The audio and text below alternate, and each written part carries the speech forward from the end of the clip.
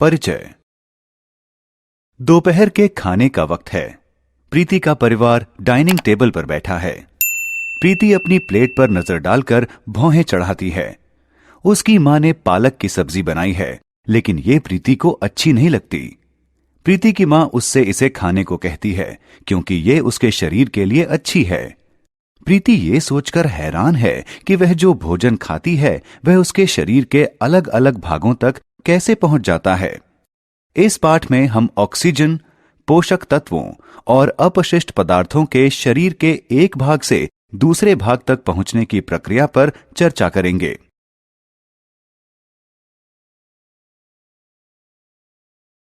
उद्देश्य। इस पाठ के अंत में आप निम्न करने में सक्षम हो जाएंगे: रक्त के घटकों की सूची बनाना, रक्त वाहिकाओं के विभिन्न प्रकारों की व्याख्या करना, हृदय की बनावट की व्याख्या करना, हृदय के कामकाज के बारे में बताना, दिल की धड़कन और दिल की गति की व्याख्या करना, निष्पादन प्रणाली के कामकाज को समझना। रक्त। राहुल ने अपने स्कूल में 100 मीटर की दौड़ में हिस्सा लिया। दौड़ते समय वह गिर गया और उसे चोट लग गई। घाव से कुछ देर तक रक्त निकला और फिर जम गया। ये देखकर उसे उत्सुकता हुई। वह जानना चाहता है कि ऐसा कैसे हुआ। रक्त एक तरल पदार्थ है जो हमारे जिंदा रहने के लिए आवश्यक है। यह ऑक्सीजन तथा पोषक तत्वों को शरीर के अंगों तक पहुंचाता है। यह अपशिष्ट पदार्थों को शरीर के अंगों से बाहर निकालने के लिए भी अपने साथ ले जाता है। रक्त में रक्त कोशिकाएं होती हैं जो प्लाज्मा कहलाने वाले तरल में तैरती रहती हैं। प्लाज्मा का रंग पीला होता है और इसमें 90% पानी होता है। पानी के अतिरिक्त प्लाज्मा में हार्मोन, प्रोटीन, ग्लूकोज और कार्बन डाइऑक्साइड भी होते हैं। रक्त कोशिकाएं 3 प्रकार की होती हैं: लाल रक्त कोशिकाएं यानी आरबीसी, श्वेत रक्त कोशिकाएं यानी डब्ल्यूबीसी और पट्टिकाणु यानी प्लेटलेट्स। आरबीसी को एरिथ्रोसाइट्स भी कहते हैं। इनका आकार किसी तश्तरी जैसा होता है। इनमें हीमोग्लोबिन नाम का एक प्रोटीन होता है जिसमें लौह की अधिकता होती है और इसी से रक्त को उसका लाल रंग मिलता है।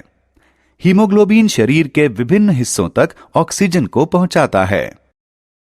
डब्ल्यूबीसी को ल्यूकोसाइट्स भी कहा जाता है। इनका आकार अलग अलग होता है। ये शरीर में दाखिल होने वाले जीवाणुओं और विषाणुओं से जूझने के लिए एंटीबॉडीज को उत्पन्न करते हैं। पट्टिकाणु यानी प्लेटलेट्स को थ्रोम्बोसाइट्स भी कहा जाता है।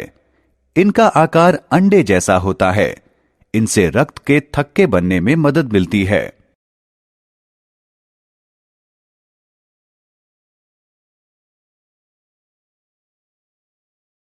रक्त वाहिनियां, धमनियां और शिराएं या नसें। एक बार जब रोहित बीमार हुआ तो डॉक्टर ने उसके रक्त की जांच कराने को कहा। जिस टेक्नीशियन को उसके रक्त का नमूना लेना था उसने पहले एक खास तरह की रक्त वाहिनी को ढूंढा ताकि उसमें सुई लगाकर रक्त ले सकें। तो क्या रक्त वाहिनियां भी अलग अलग प्रकार की होती हैं?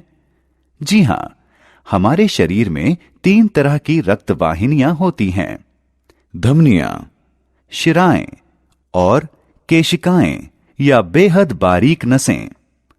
धमनियां मोटी दीवारों वाली रक्त वाहिनियां होती हैं। वे ऑक्सीजन युक्त रक्त को हृदय से शरीर के अन्य सभी अंगों तक ले जाती हैं। धमनियां भी 2 प्रकार की होती हैं: प्रणालीगत धमनियां, ये ऑक्सीजन युक्त रक्त को हृदय से शरीर के दूसरे अंगों तक ले जाती हैं। फुफ्फुस धमनियां, ये ऑक्सीजन रहित रक्त को हृदय से फेफड़ों तक ले जाती हैं। शिराएं पतली दीवारों वाली रक्त वाहिकाएं होती हैं। ये त्वचा के निकट होती हैं। ये ऑक्सीजन विहीन रक्त को शरीर के विभिन्न हिस्सों से हृदय तक ले जाती हैं।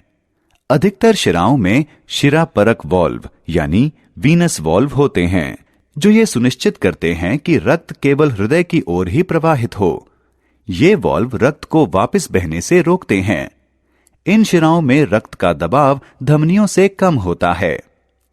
शिराएं दो प्रकार की होती हैं। प्रणालीगत शिराएं, ये ऑक्सीजन विहीन रक्त को शरीर के विभिन्न हिस्सों से हृदय की ओर ले जाती हैं। फुफ्फुस शिराएं, ये ऑक्सीजन युक्त रक्त को फेफड़ों से हृदय की ओर ले जाती हैं।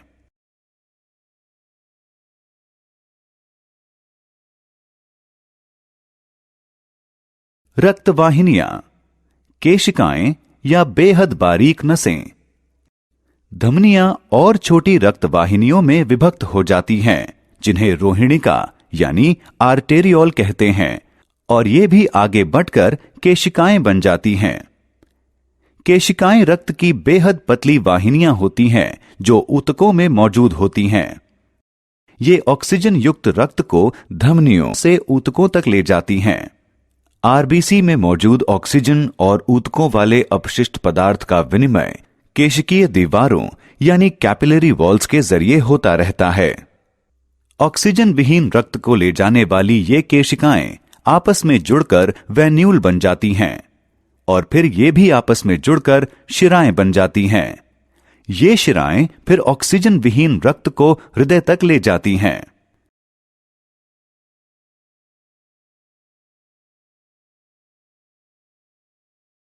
हृदय की संरचना। हृदय मांसपेशियों से बना एक अंग है जो सीने में बाईं ओर स्थित होता है। इसका आकार इंसान की मुट्ठी के बराबर होता है। यह रक्त को शरीर के विभिन्न हिस्सों तक पहुंचाने का काम करता है। यह पेरिकार्डियम नामक एक सुरक्षात्मक थैली में लिपटा होता है। हृदय 4 कक्षों में बटा होता है। ऊपर वाले 2 चेंबरों को बायां अलिंद और दायां अलिंद कहा जाता है। नीचे वाले 2 चेंबरों को बायां निलय और दायां निलय कहा जाता है। सेप्टम नामक एक मांसपेशी हृदय के बाएं और दाएं हिस्से को अलग अलग करती है। हृदय की कार्यप्रणाली। हृदय का दाहिना भाग शरीर के अन्य हिस्सों से प्राप्त ऑक्सीजन विहीन रक्त को शुद्ध करने के लिए फेफड़ों में लाता है। हृदय का बाहिना हिस्सा फेफड़ों से प्राप्त ऑक्सीजन वाले रक्त को बाकी शरीर में पंप करता है। हृदय सिकुड़ने और फैलने की एक खास ताल के जरिए रक्त को शरीर में प्रवाहित करता है।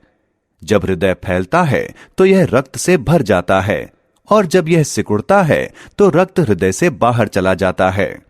हृदय की एक बार फैलने और सिकुड़ने की प्रक्रिया को दिल की धड़कन कहा जाता है। 1 मिनट में दिल जितनी बार धड़कता है उसे हृदय गति कहा जाता है। किसी स्वस्थ वयस्क मानव का दिल 1 मिनट में 70 से 80 बार धड़कता है।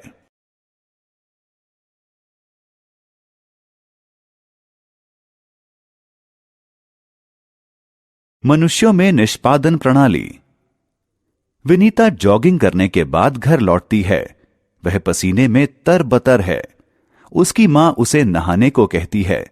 क्यों? दरअसल पसीना एक ऐसा अपशिष्ट पदार्थ है जिसे शरीर से दूर किया जाना चाहिए। आपने अभी जाना कि रक्त शरीर के अलग अलग हिस्सों से अपशिष्ट पदार्थों को इकट्ठा करता है। ये पदार्थ हैं कार्बन डाइऑक्साइड, पानी, नमक, यूरिया और यूरिक एसिड। ये शरीर की पाचन संबंधी गतिविधियों का परिणाम होता है। क्योंकि ये पदार्थ विषैले होते हैं, इसलिए इन्हें शरीर से बाहर निकाला जाना जरूरी है। पाचन प्रक्रिया के कारण उत्पन्न होने वाले अपशिष्ट पदार्थों को बाहर निकालने के काम को निष्पादन कहा जाता है। निष्पादन की प्रक्रिया फेफड़ों, त्वचा, जिगर और गुर्दों के जरिए होती है।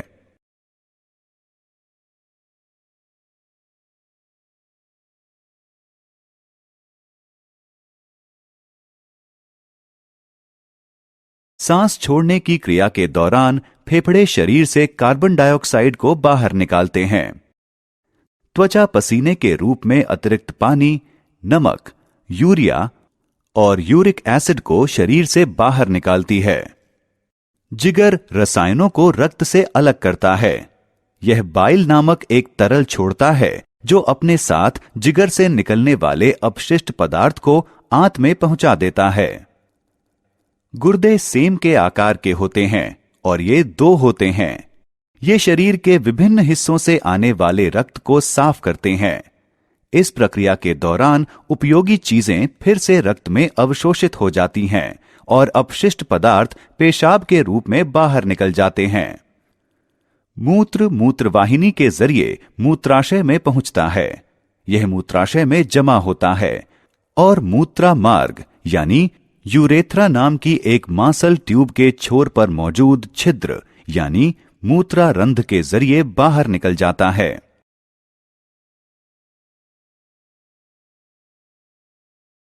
सारांश। आइए हमने जो कुछ सीखा है उसे संक्षेप में दोहराएं। रक्त में रक्त कोशिकाएं होती हैं जो प्लाज्मा नामक एक तरल में तैरती रहती हैं। रक्त कोशिकाएं 3 प्रकार की होती हैं। लाल रक्त कोशिकाएं यानी आरबीसी, श्वेत रक्त कोशिकाएं यानी डब्ल्यूबीसी और पट्टिकाणु। हमारे शरीर में 3 तरह की रक्तवाहिकाएं होती हैं, धमनियां, शिराएं और केशिकाएं या बेहद बारीक नसें। धमनियां ऑक्सीजन युक्त रक्त को हृदय से शरीर के अन्य भागों तक पहुंचाती हैं। शिराएं ऑक्सीजन विहीन रक्त को शरीर के विभिन्न हिस्सों से हृदय तक पहुंचाती हैं। हृदय मांसपेशियों से बना एक अंग है जो रक्त को शरीर के विभिन्न हिस्सों तक पहुंचाता है। हृदय की एक बार फैलने और सिकुड़ने की प्रक्रिया को दिल की धड़कन कहा जाता है। जब हृदय फैलता है तो वह रक्त से भर जाता है और जब हृदय सिकुड़ता है तो यह रक्त बाहर निकल जाता है। निष्पादन की प्रक्रिया फेफड़ों, त्वचा, जिगर और गुर्दों के जरिए होती है। गुर्दे रक्त को छानते हैं और अपशिष्ट पदार्थ को मूत्र के रूप में अलग कर देते हैं।